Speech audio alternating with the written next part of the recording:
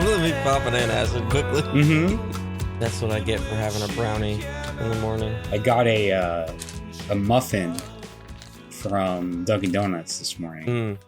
Because they had like an offer. You get a muffin if you buy a drink, which I was buying one anyway. So, and I ordered it, and then the person gave it to me. It was just it's a coffee cake muffin, and it asked if you wanted it warmed or not. You know, heat it up a little bit. So I'm like, sure. This is through the app, right? So it's, you know, and then the person handed it to me, and I thought they said coffee cake muffin with butter, but I couldn't quite understand them. But I was like, it had my name on it, so I took it. And I got home, that shit was loaded up with butter. That's weird. Yeah, there was no butter on the order anywhere. I don't know where they got that from. Yeah. I ate it anyway, so. Sure.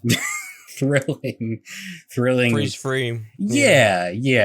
I'd hate to think of the calorie count there on that one. Not that I'm someone who counts them, but like the muffin on its own, I'm sure is quite a bit. But then you add like a ton of butter in there. I don't even know how they like it was all up in the middle of it, like the inside. Yeah, the inside. I don't even know how they did that, but they probably use one of those like the thing they use for the jelly, right? So like inject it, like the jelly donuts, you know? Yeah. Oh boy. Hey, what's up? It's the DeadEndRoad Show, episode 74. It might be a somber one. It might be a somber afternoon here.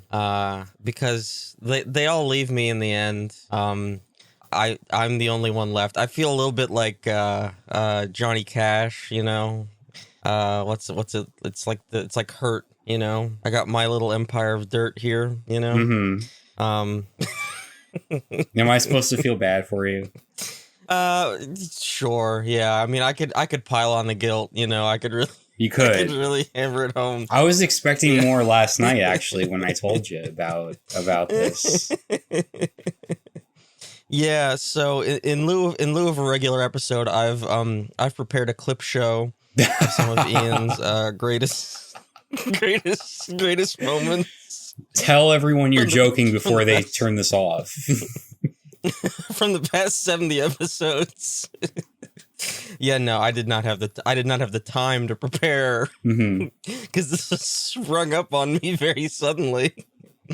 About 12 hours before we were gonna record an episode. Yeah. Well, I wanted to tell you in person, and I knew that we were going to this concert last night, so I figured I would wait. Yeah. I will require a formal written notice though. So you'll have to write that up and give that to me. Is that in the contract? Yeah. I must have skipped over that part. Yeah. I'll have my lawyer take a look at it. It's yeah, the lawyer that you definitely need for your free speech litigation. It's funny. Whenever I left that last in-person job I had, I was like all prepared to sort of like give notice, you know, like you do. Sure. And so like as I'm explaining that like I'm going to leave the job, and then she's sort of like, my boss was like, "Oh, you're leaving now?" And I'm like, yeah. And because like I didn't know what she like, you know. And then she was like, "Okay, well, you know, go clean up your office and then bring me back the key." And I just figured I would like finish the day. Right. At the very least, and then or like even finish the week, you know. But then I was like, "Oh, all right, you know, I drove all the way here and it's 10 a.m. I figured I'd finish the day. Anything I needed to do. Yeah, that was a long drive. I remember. It was a long commute. Yeah. It was like, it was at least an hour commute. And then I came back, and then like I handed her the key, and she was on the phone. I don't know if she was like explaining to somebody how I just quit or something. And so like I handed her the key, and then she's like, "You know, by the way, this isn't like how like it should be done." And I'm like, "Okay, well, you're the one that like sort of made me leave today." Well, it like, sounds to me like you didn't know what to say, so you just ended up leaving on the spot. But that was sort of the whole, like, how that whole job operated. Right. So I was just like, all I said to her was that I had some opportunities, you know, and so that I would be pursuing them, right? Sure, yeah. And that was it. And then, so she's like, "Oh, so you're leaving?" And I was like, "Yeah." and then she kind of like shooed me out the door. Like, I remember you saying a number of times while you were doing that job that communication was definitely a weak point of theirs. It was awful. Yeah. It was awful. It was so bad. Yeah. I had wanted to leave like at least a month earlier. Yeah, it was bad. But anyway, we got some stuff planned. Unfortunately, you couldn't be leaving on a fucking like round number. Had to be 74. That's gonna bother me. Yeah. We could split the show in half and have it be 2 episodes now. Maybe. I honestly don't think we'll have enough to No, I don't think that. so either. Even though we usually go long, I don't know if we'll have it this time. But speaking of things that annoy me, I kind of just want to get out of Twitter. here, to be honest. You're leaving? You're leaving right now? I mean, yeah. Yeah, I want to talk about Twitter. I honestly feel like they should at this point pull like a Facebook Meta thing and change the name. I don't know to what, but I think they should maybe change the name. I think maybe Truth Social might be available, but man. Yeah, so the Musk takeover's going on. And things seem to be changing by the hour, because this morning there's like all kinds of layoffs happening. Even more than what had happened previously, where like he axed the entire moderation team, which was why there was I saw in an article a 500% increase in slurs since he took over.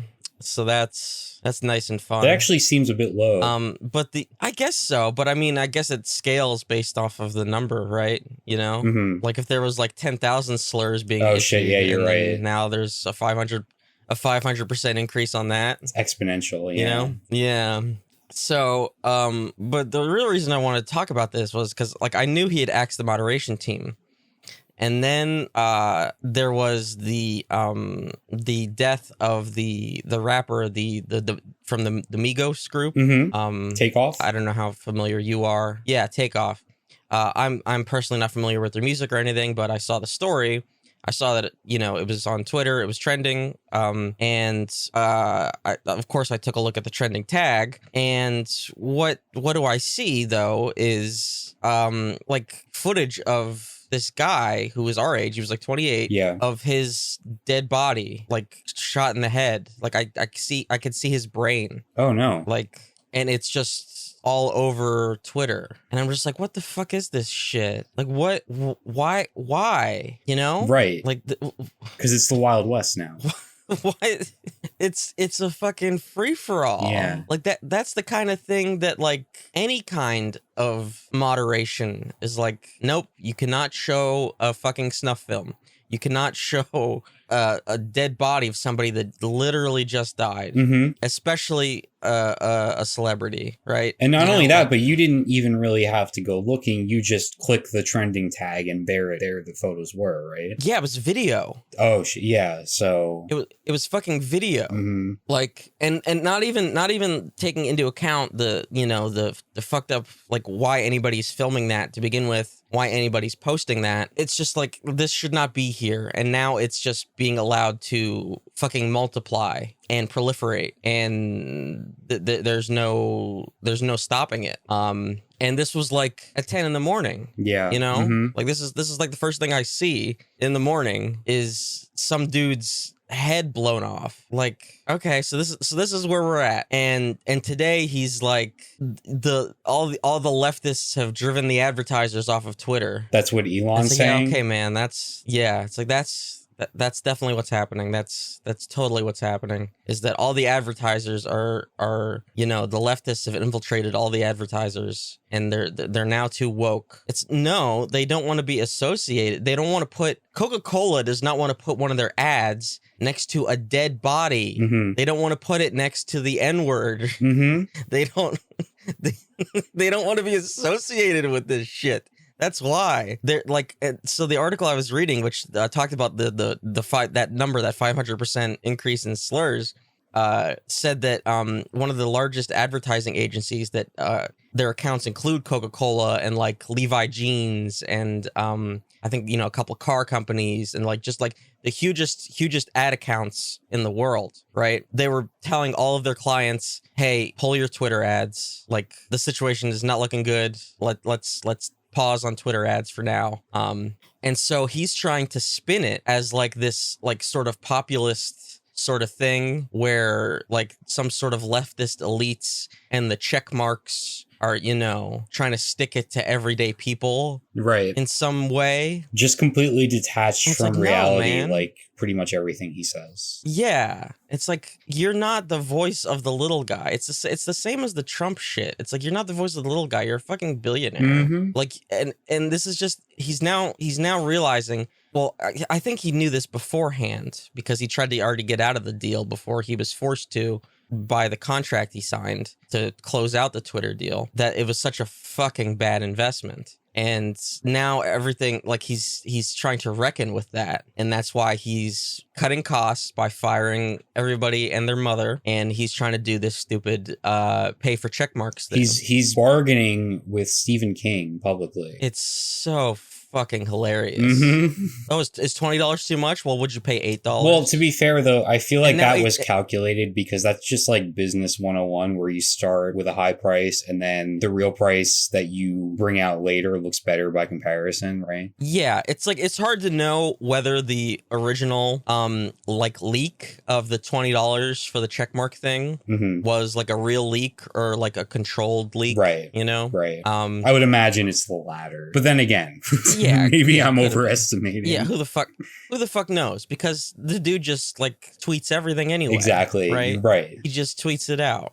But it's like obviously $8 is not better. That's not the point. Right. It's not about what price. It's about the concept itself. Yeah. Like, yes, of course Stephen King can afford $20. Yes, of course Stephen King can afford $8. That is not the issue at hand, you know? And of course, like whenever any of the celebrities that is like fighting him on Twitter is you know, against the whole checkmark thing, he's got a folder of stolen memes about how the millionaires won't pay the $8 a month. And it's like it's not the price. It's not the fucking price. This spin that he's put on this idea, like he is allowing everyone now to get verified because he's so generous and cool. It's like he doesn't take into account that a lot of people can't afford a monthly subscription fee for a superficial, soon to be meaningless blue check mark. So he's like so detached from like understanding like people and the way the world works. Because he doesn't have to, he's never had to worry about money. So what money is like nothing. Right. So he doesn't even consider that. He doesn't factor that in, you know? Yeah, this is now power to the people. Exactly. Now you could be the check mark that everybody already makes fun of. Like why would a regular person want it in the first place? Like what does that status symbol provide if it's such an object of derision? But like here's the thing that is actually like the check mark, whatever, the verification, whatever, there's going to be tons of impersonation of like people of renown or even, you know, infamy, whatever. There's going to be tons of issues, right? Yeah. Because this is going to be implemented super poorly. Because of course it is. But also, like, this is being folded into their already premium Twitter subscription thing, right? Like this is just an added perk trying to make that subscription more beneficial. What he's also saying that they're adding to it is that if you have the Twitter subscription, is that like your tweets have priority in the algorithm and in search and in replies. That is what's actually going to break the platform completely. So you're now censoring people who don't give you money to a degree. Yes. And also, like you just like as you just mentioned this, but the whole impersonation thing, like, you know, say what you will about Twitter's verification system and all the problems it has, but fundamentally, like it does show you who is real and who isn't when it comes to like famous people and people like journalists and like people that you want to follow and get reliable reliable information from, right? Yeah. So like if you just allow anybody to make an account and have the blue check mark, you've sort of, I feel like you've broken the platform there too when it comes to like reliable information. Yeah, you totally have. And that's like the obvious point. It's obviously going to break that way, you know? Like just think about like a stupid example. Like the easiest one to think of is like sports, right? Where somebody pays for the subscription and then they change their name to Adam Schefter. Yeah, I was thinking the exact same person when you said sports.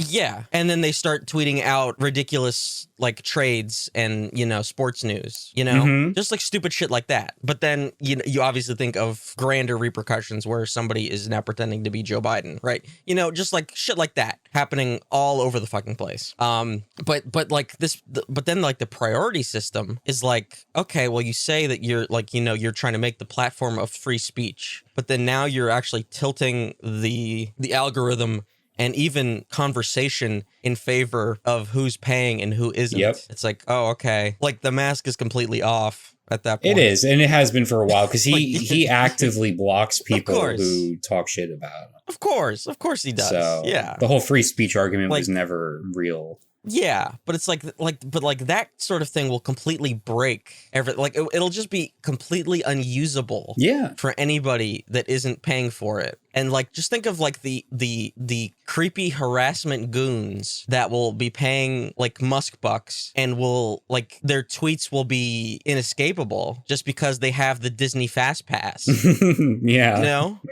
like I said this to you the other day, but it's gonna be horrific. I wasn't expecting the whole thing to fall apart as quickly as it seems to be going. I was like, maybe I could stick around on Twitter and just have the people I follow and just stay in my little bubble of information. But the changes that are on the horizon here are very quickly making me think I need to delete my account and just like bail completely.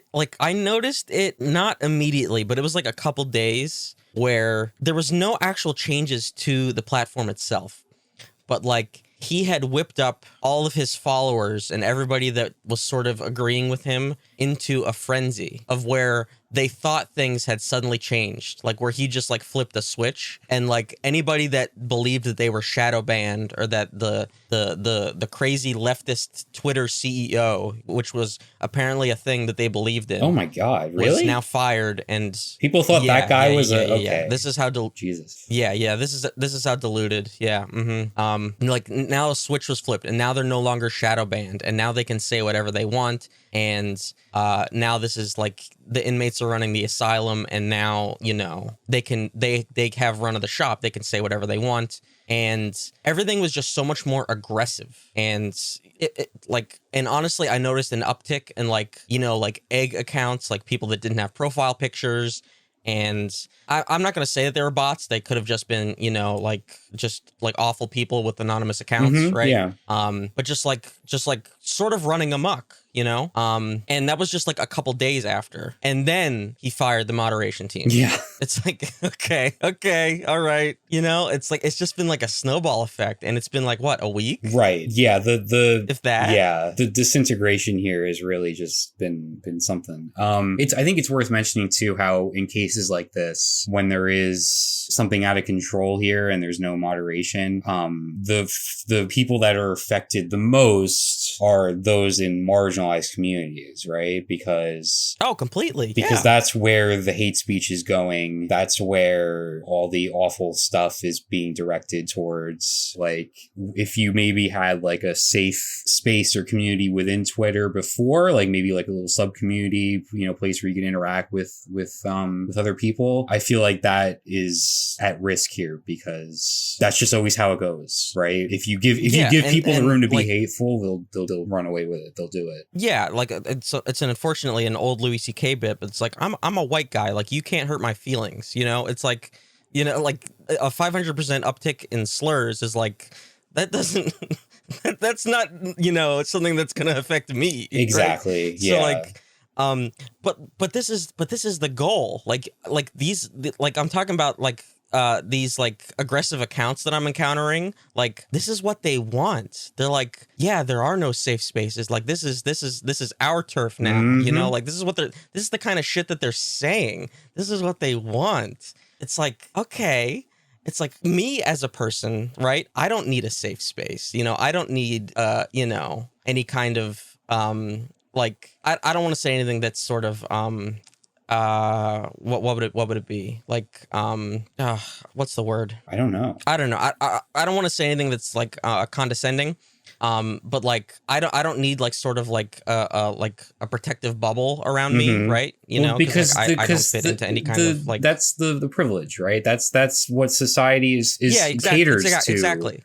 Right? Like that's why you don't need it. It's because of the way society works, unfortunately. Right. Yeah, that's my point. Mm-hmm. So like, but it's like I don't want to be around that kind of shit. No, you don't want to be subjected to it either. You know? Like why would I why would I want to be around a ton of slurs? I know. Even if they're not directed at me. Like, is it because maybe you have empathy?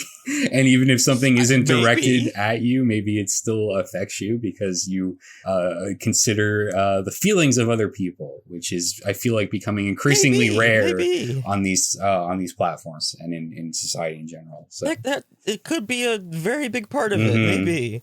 Yeah, it's not looking good. It really is. Yeah, I think I don't need it. I'm probably gonna delete my account this weekend. Honestly, there's plenty of places to get information on the internet. Yeah, well, like, so this is the big problem, right? Is that there is no direct alternative. No, and we've talked about this previously. Whenever this was like he put out the original offer to buy, and you know we talked about the problems with other platforms and how the internet is sort of like broken in a bunch of ways, you know, like even when you're actually like searching for information and like you need to know how to do something specific and you need like a quick little guide, like say something isn't working on your computer and you kind of know what you need to do, but you don't know the specifics. And so like you search for your problem and then you get articles that are SEO driven, like to target the question that you've asked. But these are from either like apps or services that are trying to sell you a specific product that they claim will be, you know, solving your problem, some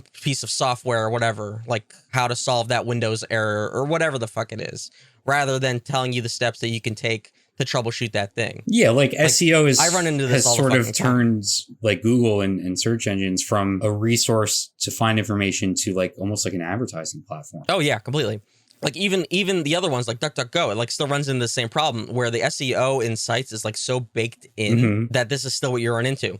And so what I find I have to do whenever I like want answers to like steps on how to do something, or like if I'm running into a problem and I want to know if other people are running into it too, I have to type in my same thing and then do whatever my problem is, space Reddit, and then look that way to see if other people are talking about the same problem, even though I don't use Reddit. Yeah. But then I have to go find like actual people talking about the problem rather than SEO driven listicles and shit like that to find the problem. Yep. And like I said, I don't use Reddit. I have an account. I don't log into it. I don't follow any subreddits. Like, but then I will find people that are actually discussing the problem. And Reddit's got its own things. Like it's completely unusable on mobile. They try to force you to log into their stupid app on mobile. Like, it's so fucking broken. And like I mentioned this to you last night. Like, I logged into Twitter again, and I've been logging into Twitter like in the past couple weeks. Did I say Twitter? Jesus, see that's how bad it is. I've been logging into Tumblr. Thank you. For the past couple weeks. And it's been okay. Like nobody I used to follow really uses it. There's only a couple people, so I gotta like kind of find new people to follow, you know, new blogs. But it's been okay. It's like people posting memes and also high quality images and art, and you know, it's kind of the same as it ever was, really. But I did find a very interesting post about a let me pull this up. I have to go to my bookmarks, which I rarely use bookmarks, but I had to bookmark this so I wouldn't use it. About a search engine that specifically looks for like quote unquote like shitty websites, and that's me using that term. It specifically looks for sites that are using outdated sort of web design. DeadEndRoad.co. Okay, that's just rude. That's rude. rather than like listicles and, you know, SEO driven kind of shit. And a lot of times what you'll find instead is very old, like 90s looking websites. And so it's not necessarily for like finding up-to-date information on what you need, but it's sort of more for like kind of discovering shit, like the way you used to be able to. Yeah, it sounds like the old internet. Yeah, that's interesting. And I did a couple searches, and I already found some very fun-looking sites to use. So, because you can just type in synchronicity, and you find some very fun-looking 90s websites. Let me tell you. 90s looking websites that were launched in 2018. No, not really. No? Like it finds the old shit. Yeah. This does sound very cool. Yeah, and it's called search.marginalia.nu. And yeah, I think I'm gonna be checking it out quite often. And you could even like so apparently like finding recipes has also been quite difficult with like SEO driven shit.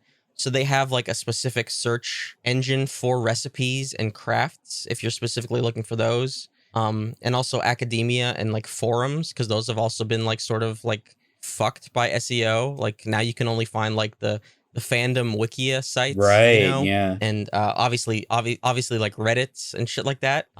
So it's sort of, you can kind of tune in like what you're looking for. Like they specifically have a tab for occult stuff, which I am very appreciative of. So yeah, it's pretty cool. And like, yeah, I just found that like just scrolling on Tumblr for like 15 minutes. There's going to be some rabbit holes in your find future. Shit on the internet. Yeah, like you used to find shit on the internet, you know? Like what happened? So I don't know. Digital marketing. Yeah. That's why I fucking left that shit. Like I realized like, cause I almost double majored in like advertising. Yeah. And like working through that minor, I quickly realized I was like I have the ability to do this, but like this is already hurting my soul in college. You haven't even gotten the job yet. I can't like fucking do this. Absolutely. Yeah, like, I agree. Like you're already prepping for like PR scandals, like for companies that you're not working for. And I'm like, oh, this sucks. This sucks so bad. This sucks. Yep. SWOT matrices. Oh my God. Yeah, no. Ugh. Anyway, all good. Next up, we got a little segment where we take a look at some music, and we call this hold on, wait, shit. I was gonna do a thing. Call this the best beats in the world. Oh, I feel like I'm on the dance floor. Yeah, that was supposed to like auto-tune me. It didn't really do it the whole way. Oh well, I tried. Yeah, this is spinning off of the worst beats in the world. So this is the good stuff. This is This is what you want to be listening to. Sorry, go ahead. So last week I was supposed to listen to a Taylor Swift song, and I just slipped the old noggin, so I didn't get to do it. Then this week I did that about an hour ago. So can I quickly say the song in question here is Antihero, one of the singles off of her latest album. Now, when we were going to talk about it last week, I was like, well, it's kind of weird because, we can't play even just a clip of the song because of copyright. Yeah. But then I was like, well, what about Roger Clay? All right. So am I supposed to know who that is? Well, you will in a second. So I thought we could play as like a substitute. We could play this clip of Taylor Swift's Antihero. Okay. From dreaming, one day I'll watch as you're leaving. 'Cause you got tired of my scheming. For the last time, it's me. Hi, I'm the problem. It's me. Wake up screaming from dreaming. Great. So, all right. So you wanted me to listen to this song. Sure, yeah. And I don't understand why. I don't know. It's a good song. I thought it was worth talking about, and I wasn't going to make you listen to the full album because I knew that was a tough ask. Yeah. So, and it's the first Taylor Swift song that's really sort of digs into some like self-loathing, it's a bit of a standout track in that regard. I thought you might appreciate it because a lot of the music we listen to just self-loathing is key. There's so much. So I figured you might like this track. I don't know. It just sounded like a Taylor Swift song. Uh-huh. Well, it was and is. Yeah, I don't know. It was just very woe is me. Yeah, but that's like so much of good music is woe is me, right? Yeah, but this felt like cosplay. Cosplay? Really? Yeah. Damn. Well, I also wanted to get your take on the Sexy Baby line, because that was, there was some discourse around that when it came out. Okay, I did want to touch on this, which I predicted. All right, I don't know how, without being able to pull up the timestamp on an old episode of It Doesn't Add Up. I don't know how else you would believe me. Okay. But on an old It Doesn't Add Up, I don't remember which one even. I don't remember why we brought up Taylor Swift. Yeah, I wasn't there, so it seems unlikely. No, but we did, and I said that she looks like an infant. Okay. Well, that's a weird thing to say, but sure. But I said it. I said she looks like an infant. So for her to call herself a sexy She wasn't baby, calling herself a sexy baby. She was calling everybody else a sexy baby. She's the monster on the hill. Were you not listening to the lyrics? Okay. Well, she thinks everybody else is a sexy baby, which is, I think, projection. Okay. Because no, whenever I said that Taylor Swift looks like a baby, my sister said, well, we don't have to get into something along the lines of like, we don't have to get into that and like what, like the pop industry and how they value like, you know, like youth and like sexualization of youth and like shit like that. Wasn't she like in her mid-20s when you were doing that show? Taylor Swift? Yeah, like she's like 32 now, so how long ago was that? Well, yeah, of course. Yeah, but I said she looks like an infant. Oh, okay. I feel like this isn't a great look for you, so I don't know why you're bringing this up. I didn't. Well, okay, first of all right, this is, no matter what I say here, I'm going to get in trouble because like, if I say that I don't find Taylor Swift attractive, which is one true, like I'm going to get shit for that. Because like, of course, who the fuck am I? But like, Wait, why would you get shit for that? Well, that's like, very like, okay, so not finding her attractive is very different from calling her. It's a rude thing to say. Like, no, why would I not. say that? That's personal preference. Okay, that's not fine. a rude thing to say. Whatever. But I think in the face, she looks like an infant. Still, to this day, like I don't. She's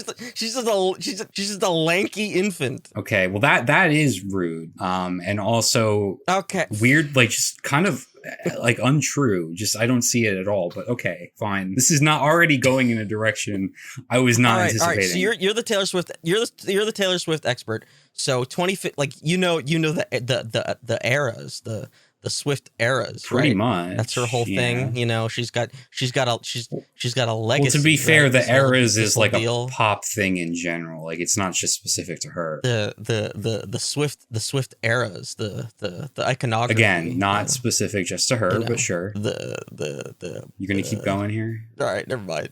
Yeah.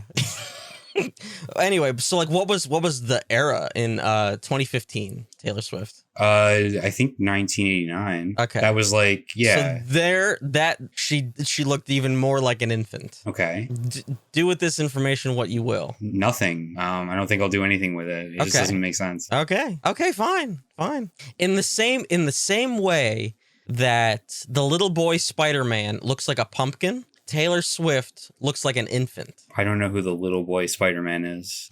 The little boy Spider-Man, the current Spider-Man, the small child. Oh, Tom Holland. Yeah. Looks like a pumpkin, you said? Yeah, in the face. He has a pumpkin face. Uh-huh. Yeah, I'm not getting that either. He looks like a gourd, you know? Well, is a gourd like a squash? Is a pumpkin a type of gourd? Does that fall under the category? Yeah. I was never sure about that. Mm-hmm. Yeah. Is a gourd a vegetable? It's got the stem. Or is it like its own category? That's a good question. Yeah. Now I'm gonna get a bunch of listicles about.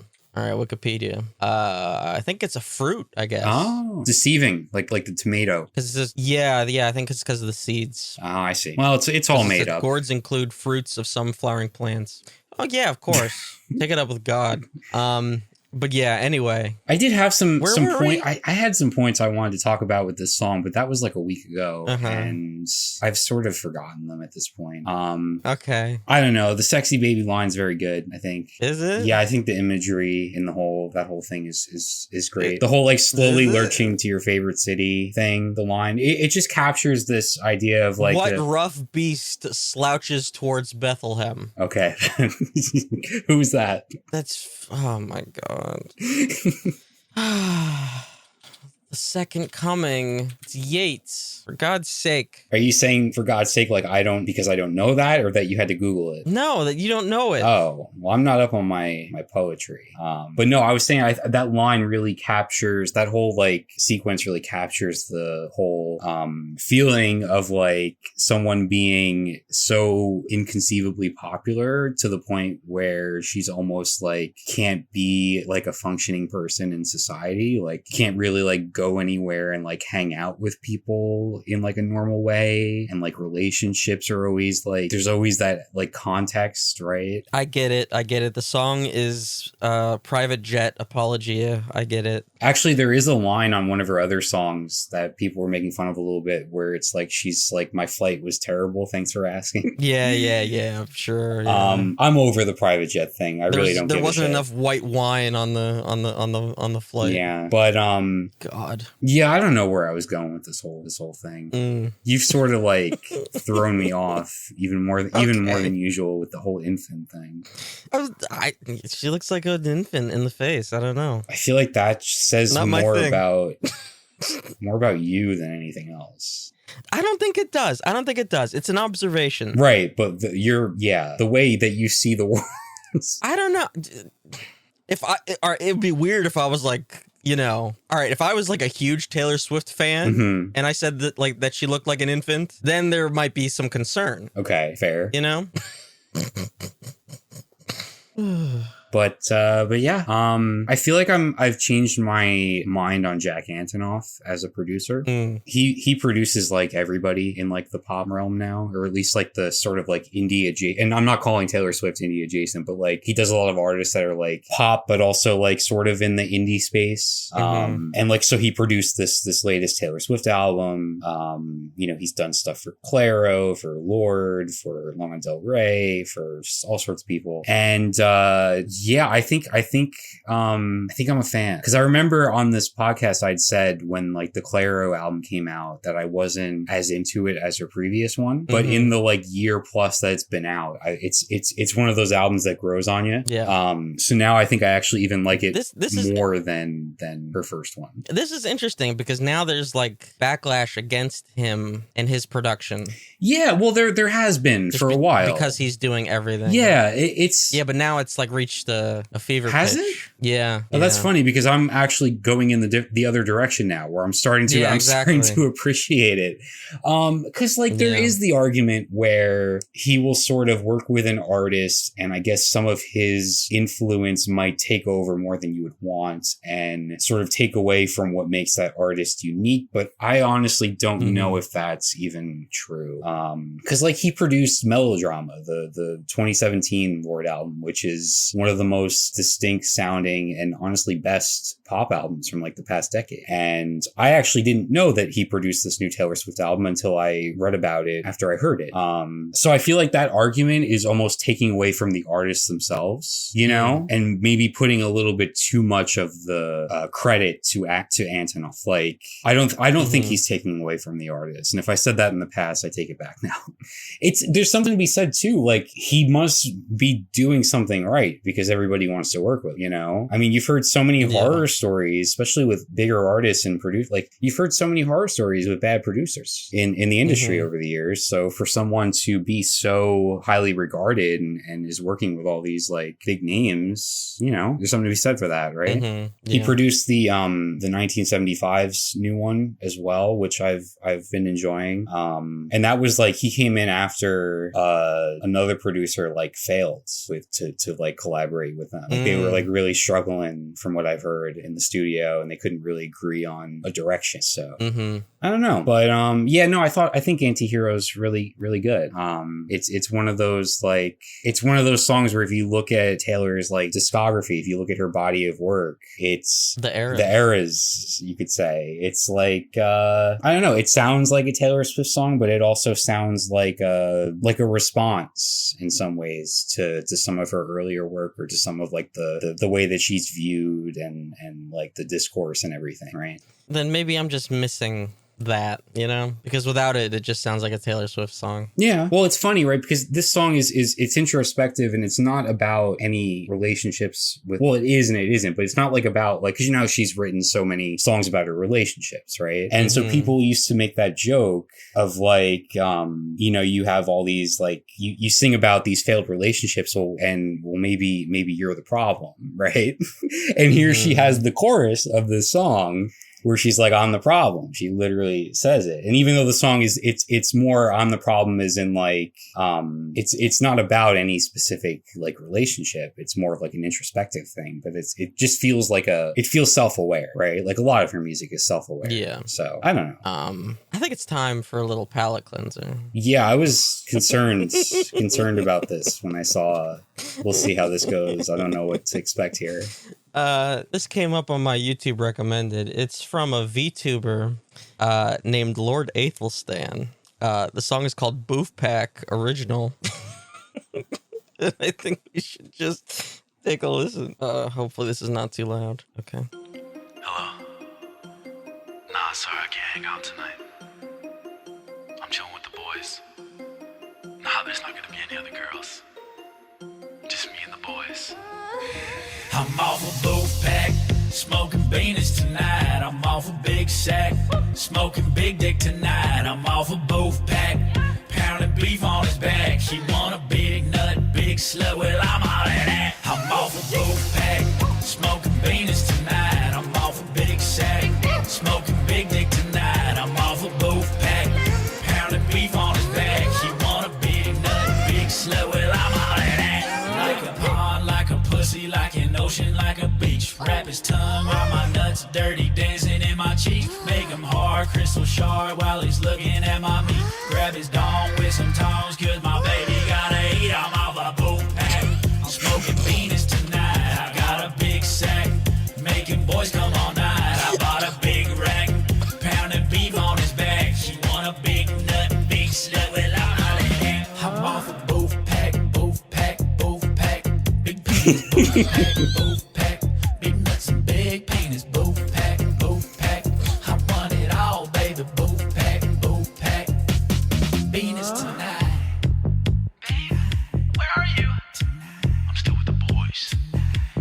Hurry home, I'm getting worried. I'll be home soon. Don't wait up. Okay. I keep my Venus and my pasties and my money on my bitch. Big booties make me cummy, I can't hold it when we kiss. I be sucking on a ding dong, my baby got this split. Hot pockets when the ding run, pepperoni bitch. Asshole gaping, need my hand up to my wrist. If I had a bill for cummies, I'd be filthy fucking rich. I like it wet, you can bet. I don't want no Tatooine. I'm Qui-Gon Jinn when I jizz. I use the Force to be my feet. Darth Maul, double dildo, do the face that's hard to beat. Jar Jar Binks up in his butt. Boy, I'm swimming in meet the ski. Pod racing in his pussy. Oh my God, I feel the heat. Obi-Wan about to come, let it pour all over me. Make a sucky on his saber. So many Star Wars references. Teach a couple things. Oh my God. Slowly keep on sucking down the drain. People asking what I'm smoking and I'll answer all the same. I'm off a bull pack, smoking beans tonight. I'm off a big sack, smoking big dick tonight. I'm off a bull pack, smoking beans tonight. I'm off a big sack, smoking big dick tonight. Babe, you're finally home. I told you I'd come back. I missed you. What'd you do with your friends? We just played Xbox. I didn't want to play the whole thing, but I wanted to get There to were this so many. Just kept going. Qui-Gon Jinn. Yeah, this reminds me of the couple months ago you played that like Travis Scott and Drake parody with similar themes. This feels like a running bit now almost. Yeah, I think they took some reference here from Ram Ranch. Uh-huh. You Ram as Ranch. well. That's right. Yeah. It's the trifecta. It's so funny because it's like all the crappy Star Wars prequel references too, with the pod racing and the Qui-Gon and the Jar Jar Binks. It's like all episode 1, which is like objectively the worst, the worst one, which is very funny. Oh man, hell of a palate cleanser. That's great. Do I dare? 'Cause, okay, you know, I'm not going to ask. We got one more. Oh, there's more. We got one more, and you're not gonna like this. Oh no. I found this last night on Tumblr. I found a very interesting account. And I'm gonna play it, and then I'm gonna explain it. I think is what I'm gonna do.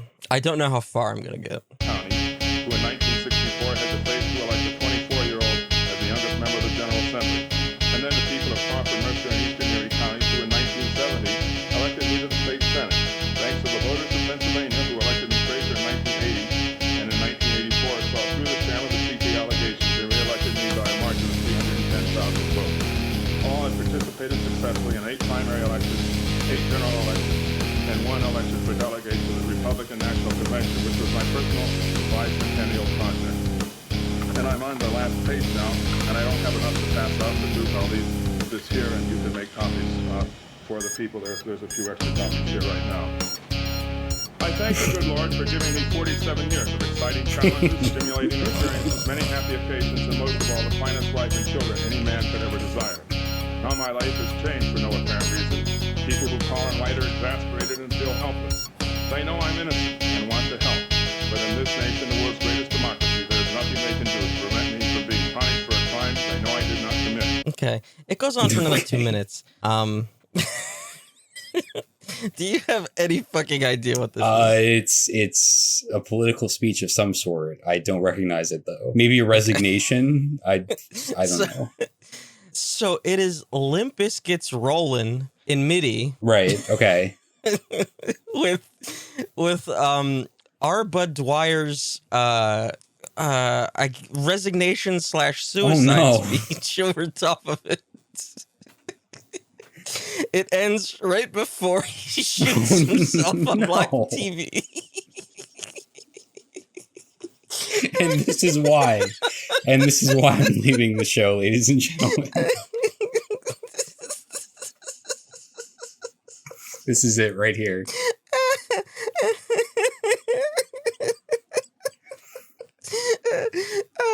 For those listening, I put in the show notes for this, I put a history lesson. Well, how do you get the kids interested in history, right? You have to find interesting ways. That's the best teachers can do that. So I feel like there's some real use for this. Yeah. That's also the most Tumblr thing I've ever heard.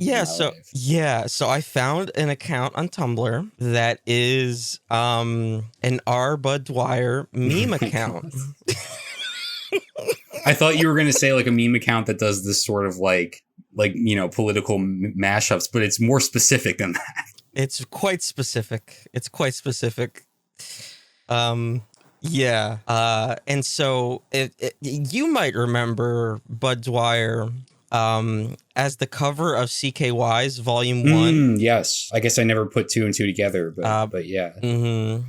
And also the inspiration for Filter's Hey Man, Nice Shot.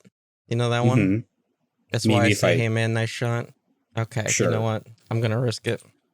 There's also Air Bud, right? The movie? Quite different. Okay. Quite different. Okay. I give up. I wonder if Roger Clay has done a cover of that a song. Well, you'd have to find it. But yeah, he shot himself on live TV because he was embroiled in an embezzling scandal in the Pennsylvania state government. Yeah,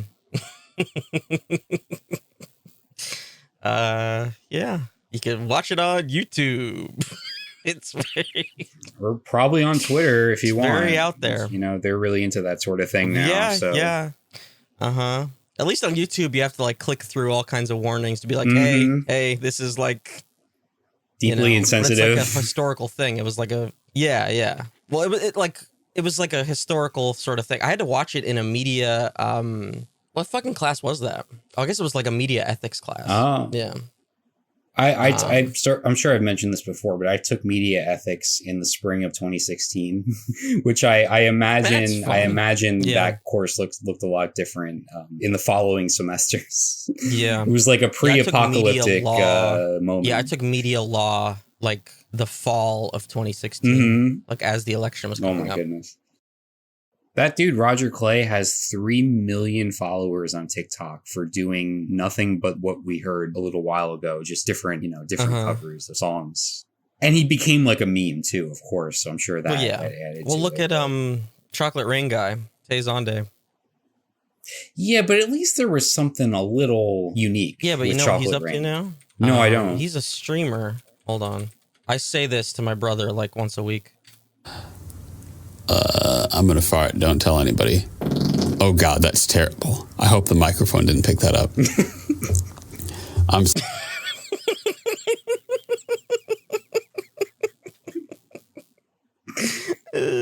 Well, thanks for that update. Okay, wait. Hold on. You're telling me synchronicity isn't real. Hold on, I gotta share my screen. You're gonna tell me that synchronicity isn't real. Look who's fucking here. Hold on, I can't. It's a little too small. I gotta go full screen. That's the guy who did the Lord. That's the guy who did the booth pack. Well, how would I have known that? Because I said his name before I did the song. Oh, you did? Okay. Well. Yeah. Yeah, but like... I'm gonna fart. Don't tell anybody. Oh God, that's terrible. I hope the microphone didn't pick that up.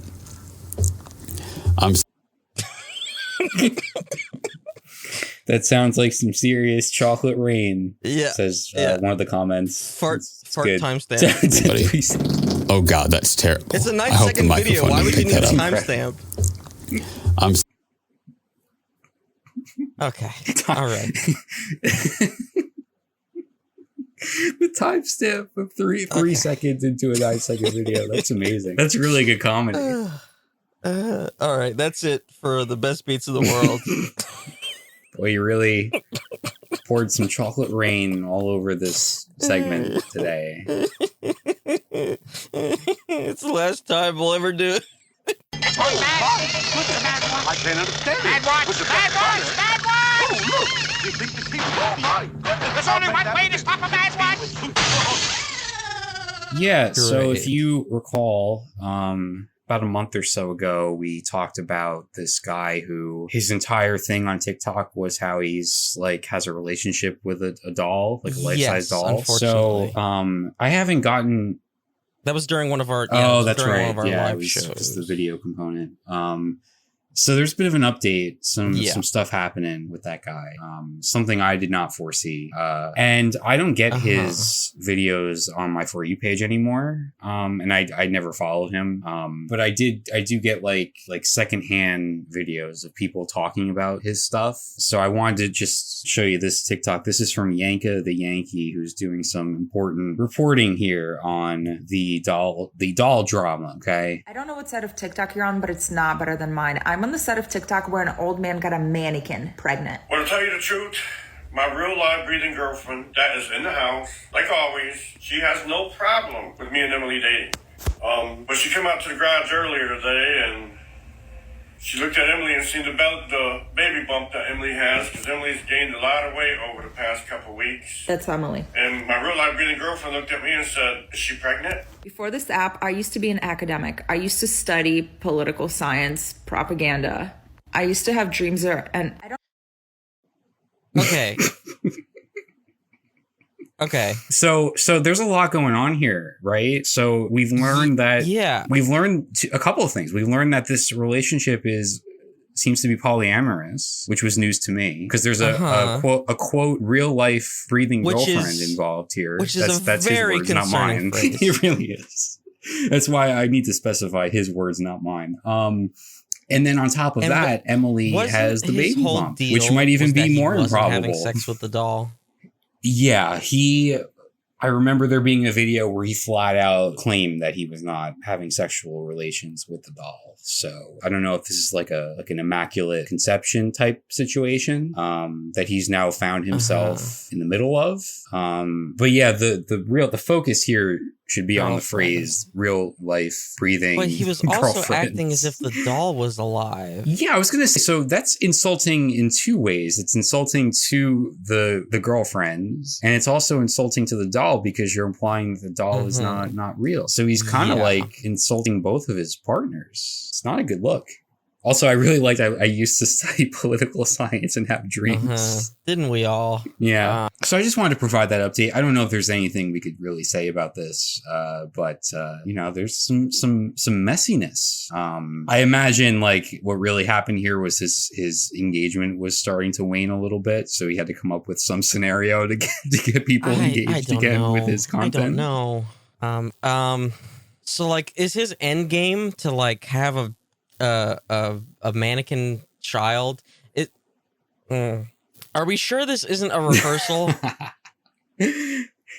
Oh man, yeah, that's a good question. We could see this episode on HBO and just raising progressively aging. I wouldn't be surprised mannequin. to see a mannequin baby pop up on a future video, though. Yeah, that seems like where this is going. Also, I'm curious if the real life breathing girlfriend has made an appearance on the app on the page. Something tells me I not. Forget, what was his fucking account name? If you go back on the video, it's probably it probably says it.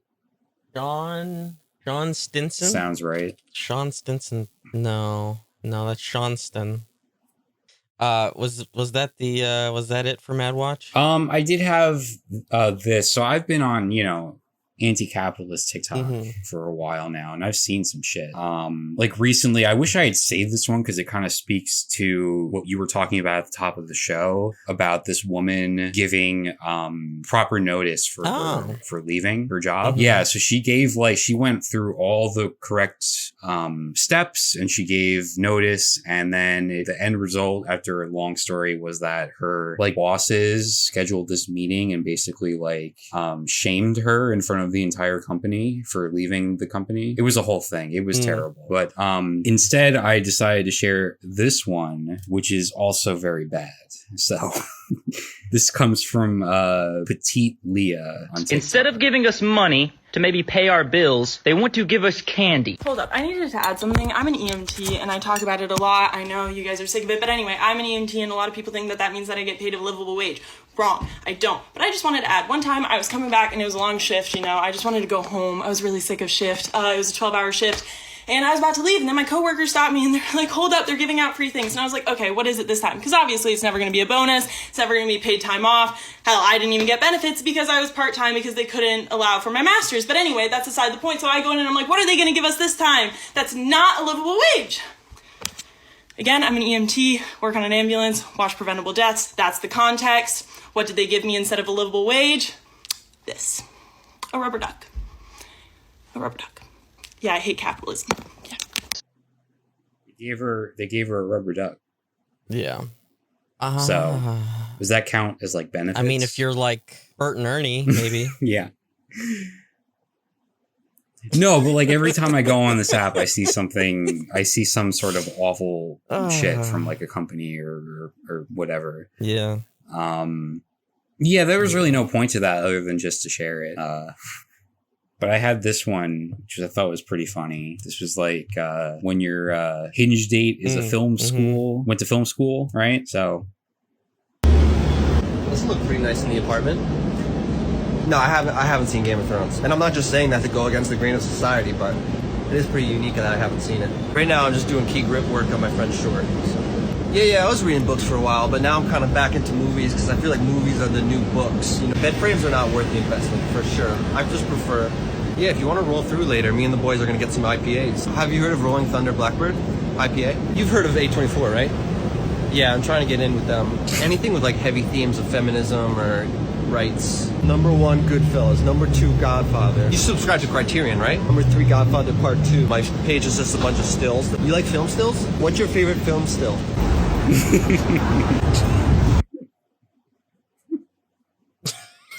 Anything with feminism or rights. Rights. Yeah, I thought that was pretty good. Just kind of skip over the Criterion Channel because I think I've said that exact thing on this podcast. But oh boy, do you have a favorite film still? It's quite a good segue though. Oh, it is. It is. I think I do though. I think I do actually because I use it as a wallpaper. It's from The Return. Oh, but that's a TV show. Not according to Lynch. Oh, okay.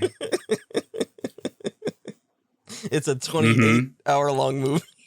Yeah, because it's screened in a theater like straight through once. Probably just for like awards consideration or something. Yeah. But anyway, yeah, it's time for Beautiful Cinema. That's beautiful cinema. Speaking of Lynch, yeah. So we watched Barbarian. This week. I actually watched it. In November on Halloween. Me too. Oh, nice. I didn't mean to because I wanted to watch Scream, but the download for Barbarian was faster, and I would have had to wait around for Scream. So there you go. Watch Barbarian.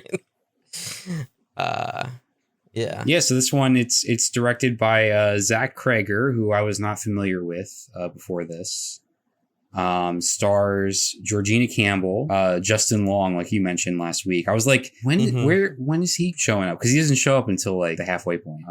Right. Bill Skarsgård, which how many Skarsgårds are I don't there? know. I confused them. And right. They're all and Richard Brake as well. So and like I said earlier, if you haven't seen this movie and you're at all interested, I would probably just like check out now because it's one of those films with a lot of twists and turns and doesn't really go where you would expect it to. And I feel like the best way to watch it is just going in without any idea, right? So but yeah, the basic premise is that this woman books an Airbnb in Detroit. And when she gets there, it's like the middle of the night, it's raining, and she can't get in because the key's missing. But she sees one of the lights turn on in the house, and it turns out that somebody's already occupying the house. And so she reluctantly comes inside, and the two people, they agree. They both like booked this Airbnb from. Yeah, it was double booked. It was double booked, so they agree to share it for the night. And there's a lot of like. A scenario of two strangers, not just kind of wary, the general wariness of strangers, right? Yeah, That's sort of adding to the tension in the first, like, one's a act woman and of one's this a movie. man. Yes. There's a clear dynamic being presented, right? Definitely. A woman Definitely going a into dynamic. an unfamiliar environment with a strange man that she's never met before and cohabitating for a night. There's the inherent danger of that. Situation. Right. And it's addressed like directly because Bill Skarsgård's character, he's like kind of awkwardly trying to be like like considerate, and he even brings up like, yeah, if I was in your shoes, I wouldn't I would be questioning this situation too, right? But yeah, so eventually what happens is the character of Tess, played by Georgina Campbell, she goes downstairs into the basement and she finds this like secret passageway, and that's when things start to get really strange. And the movie takes a turn. So what'd you think? What'd you think of this? I thought it was okay. Like, it seemed clear what they were doing and going on. Like, this is a movie that is addressing like gentrification and but I feel like it sort of loses sight of that, like in its pursuit of being a horror film.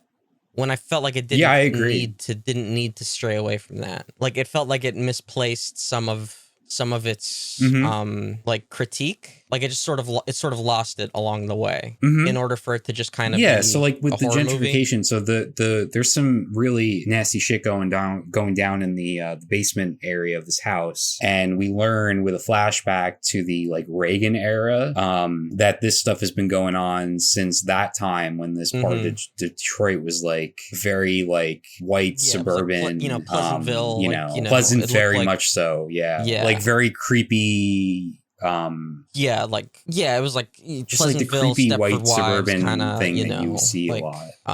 I think I've made this reference before, like the Edward Scissorhands town, like where everything's like pristine and like big and very like almost like Pee-wee's Big Adventure, like that sort of like 80s sort of like styling to it, where like I don't know, it was almost filmed with like a fisheye lens. It was very off-putting.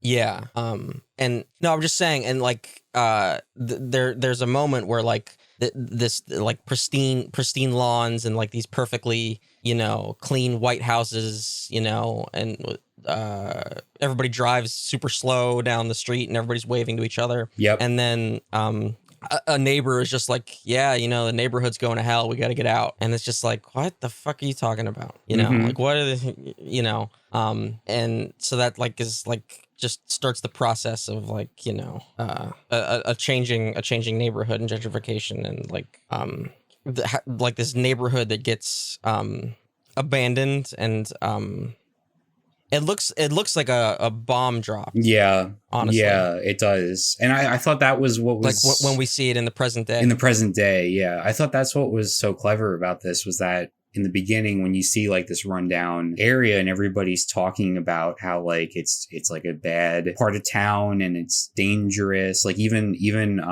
Tess, the main character, when she mentions where she's staying to like her potential employer because she's there for a job interview, the woman looks at her like, are you kidding me? Like you shouldn't be there. And so it's presented as like this dangerous space, but in reality the real danger and the horror of the neighborhood has been the origins come from that, the white suburban gentrified Reagan era time. And that is really the cause of it. Right. Which I thought that was, it was cool how they went about like portraying that. Like even the guy in the neighborhood who is like helping the main characters, the first time you see him, he's framed as like a potential danger to Tess, right? Because he's running after her, trying to get her not to go inside the house. But from her perspective, it's like, who is this crazy dude running down the street after me? Right. But in reality, he is aware of what is going down in that house and he's trying to get her away from that. So I like the framing of it. I like the sort of misdirection there. Because it really does speak to the way that people view, like the way people lose sight of how certain like societal issues have come about, right? And where the blame gets put and all that. So, but yeah, I'm like in agreement with you where I do think like towards the end, it does sort of lose sight of that. And it becomes this, I guess, just like horror movie where you have this like, you know, just the danger and the characters are running away from it and turns into this like action type thing. And like there are still good moments in that because you have Justin Long's character who gets introduced like halfway through and he's this like Hollywood guy and he's got allegations against him. He's, I mean, you know, for lack of a better word, he's a rapist. Yes. And it's like he's unambiguously it's like abundantly clear. Yeah. And so it's funny because the movie plays with him potentially getting a redemption arc towards the end. And I'm like, there's no way. There's no way. I know they're smarter than this. And of course they were, because that was just a bit. Because as soon as he's like, maybe I can like do a good thing for once. And then immediately when he's presented with danger, he like sacrifices the person he's with. Yeah, he has this whole, and like, runs away. So I appreciated to be that. Just that like was, the sleaziest Hollywood guy you could think of, right? Yeah. And then he has this whole thing like he's like, no, I think I'm a good guy. I could be a good guy, right? And then he just like murders somebody. Yeah. like twice. Yeah. And then he's like, I'm sorry, I had no other choice. Right. So, I mean, that was cool. And then, of course, the final scene of the film I thought was actually quite unexpectedly moving. With the, I mean, she's viewed as a monster originally, but you kind of understand like where this woman who's been trapped underneath in the basement, like what her whole situation is and what her motivations are. And once you learn that, and when she does eventually like die at the end, it was actually a moving scene. I wasn't expecting, you know, she's the product of like multiple generations of, well, and also of like incest. never learning how to properly speak or see the outside world or interact with another fucking human being. Only thing she has is that videotape of learning how to care after learning how to children, nurse a baby, like her basically. Baby. And like you just like see the difference, like it's such a character moment, like just seeing the reaction to the video where Justin Long comes down like into this dungeon area and sees it, and just like seeing the video, he's like, ew. but like he saw the sex dungeon with the bed and the videotape like pointed at the bed, you know, this like dank dungeon area, and like doesn't have any reaction to it, you know. Right. But he sees a video. He sees a video of a woman nursing a baby, and it's just like, oh, ew, gross, you know. And then plus, there's it's just when Tess goes down and discovers this secret area, she's like incredibly disturbed by it, but also wants to like save this person that she's sharing the space with, so she continues on. When Justin Long's character sees it, he gets out a tape measure because he thinks he can list this Airbnb at a higher price because of the square footage, the extra square footage. So that contrast it's clear what they're doing and going for. It is between the gentrification and like the fact that there was an Airbnb in an area that like literally this is the only house that's still standing in this neighborhood, you know. Everything else is crumbled, and like I thought that like this was going to be like an area that was like firebombed by the KKK or something. Like it looks like that, like destroyed, you know. Like I truly thought like that was where the plot was going, you know. And like, oh wow, so like this is a neighborhood that is that dilapidated and abandoned, you know. And this is an Airbnb, right? Like like it's clear what they're doing.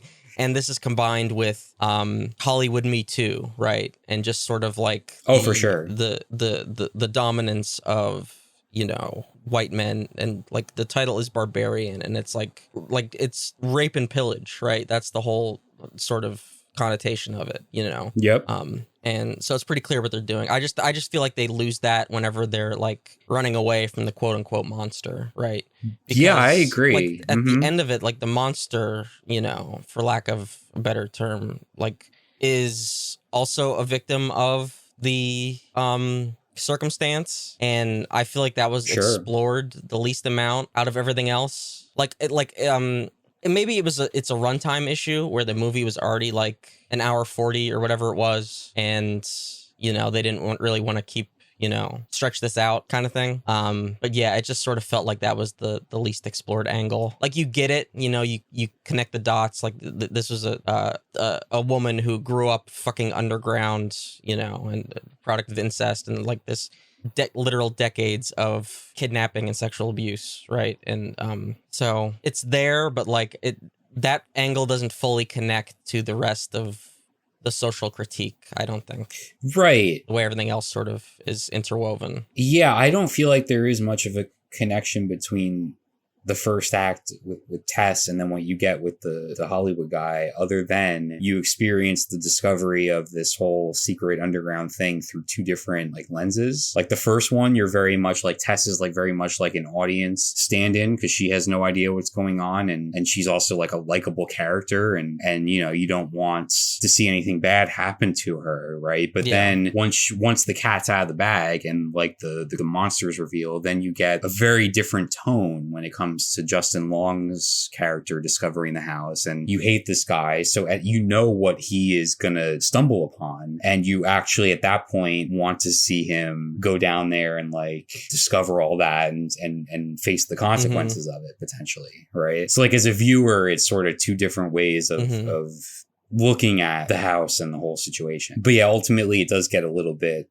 lost in the back third, I think. But still, like, I appreciate it for what it was and what it tried to do. Like, it's always fun to have like a moment 40 minutes into a movie where there's a turn and it's like, oh, where are they going from here? You know? So that's cool. And like the way it plays, especially in the first act, it does, there's a lot of misdirection. There's a lot of like, oh, is this what's happening? Or is this what's happening? You just don't know. Right. I guess it's like playing with a lot of like familiar horror, like atmosphere elements that you would find in other horror movies, but really it amounts to a lot of misdirection. It's totally playing with like you think that Bill Skarsgård's character is going to be, you know, like the creepy dude that set this whole thing up, you know, and you know it goes in different directions. First he's potentially the creepy dude, and then there's like maybe like a ghost situation with the doors, and so there's a bunch of different possible things there. So that was pretty cool. That was pretty effective. Yeah, not a movie that I'm going to be like, you know, screaming from the rooftops to recommend to people. But like I enjoyed it. Just had one last thing. Pom Pom Squad, one of my favorites. They had their van broken into while they were on tour, supporting Pup, another favorite. They were in Italy at the time and had all their shit stolen, even like personal shit. So, you know, if you could toss them a couple bucks, I'll put their GoFundMe in the episode description. It got a lot of support, so it might actually be like fully funded by this point. So maybe you just want to like toss them some support on Bandcamp. I think they honestly put the figure that they were asking for too low, just based off of they listed out all the stuff that got stolen, and just looking at the stuff that was stolen, there might be a low estimate for what they were asking for. So I tossed them some cash because I want them to keep doing what they're doing. So yeah, maybe just buy their albums if you feel like it, because they're fucking awesome. Every few months, I feel like I see a story like this where an indie band or an indie artist will have something like this happen on the road. Yeah, it sucks. But like, and they were abroad too, and just like have all your like, not even just your gear, but like your personal shit stolen. It sucks. They were like at their Airbnb, and like it was like gated too, and they don't even know like how it happened. And like they did all the precautions too. Like they had like the Apple AirTags, and it didn't even seem to help. Like whoever stole it was like too quick. It was like in a half-hour window. Yeah, it wasn't even like overnight or anything. But yeah, they have all the details on their GoFundMe. But yeah, I think that's gonna do it for us. Thanks for listening. Really do appreciate it. I'm not sure what the show's gonna look like from here. If it's just gonna be me ranting into the void, or if I'm gonna bring some other people on, maybe a rotating thing. I'll figure it out. It's what I've always done. But in the meantime, check out last week's live show. It's up on YouTube and DeadEndRoad.co. I still have to throw it up because I have not been able to yet. Also, we have community posts on YouTube, so I can bother people there if you want to subscribe, and you can stay informed that way. I'll become part of the community now. Yeah. So yeah, it only took 70 episodes and for you to leave in order to subscribe and follow. Yeah. And do all that shit. Well, I don't want to support myself, you know. I don't really want to like. Okay. Yeah. Mm-hmm. Are you waiting for me to say something, interrupt you a third time? Yep. On this? Okay. Yeah, I won't do it. I'll stop there. So it should be easier to find us. It's youtube.com/@DeadEndRoad, and that should work now. It's YouTube's new system. Yeah. Instead of just a big long string of incomprehensible letters and numbers. If you're still using Musk's Twitter, you can follow me at DeadEndRoad. I don't know how active I'm going to be over there. Facebook.com/DeadEndRoadTV, Twitch.tv/DeadEndRoadTV, and maybe I will be streaming more lately. And like I said, YouTube.com/@DeadEndRoad, Kofi.com/DeadEndRoad, and email us anything at all, like your eulogies for Ian's time on the show, video@DeadEndRoad.co. All right. That's going to do it from us. See you with something sometime. Yeah, thanks for listening. Well, I'm not good with goodbyes, so I think, we'll just sign off. Huh? Watch Coda if you haven't seen Coda. I feel like that's my legacy on this show, is to be the champion for Coda. So there we go. We'll do a retrospective 5 years from now, see if it holds up.